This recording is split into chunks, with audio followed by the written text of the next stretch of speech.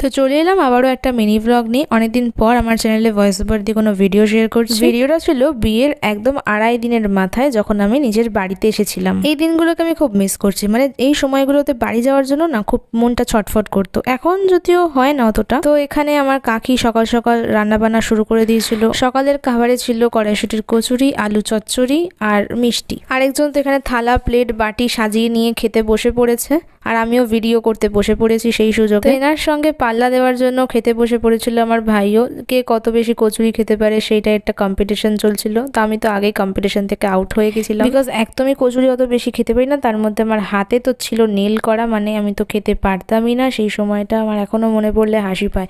হাত নিয়ে হ্যান্ডিক্যাপের মতো অবস্থা হয়ে গেছিলো আমার 10 দিন। মানে বিয়ের জন্য প্রথমবার আমি নেল আর্ট করেছিলাম, আর নেল আর্ট করানোর পর আমার এত প্রবলেম হচ্ছিল যে কোনো কাজ করতে, নিজে নিজে খেতে পর্যন্ত পারছিলাম না। সেটা তো তোমরা এই ভিডিও ক্লিপ থেকে বুঝতেই পারছো। আজকের ভিডিওটা এখানেই শেষ করলাম। ভালো লাগলে লাইক করে দিও। So by.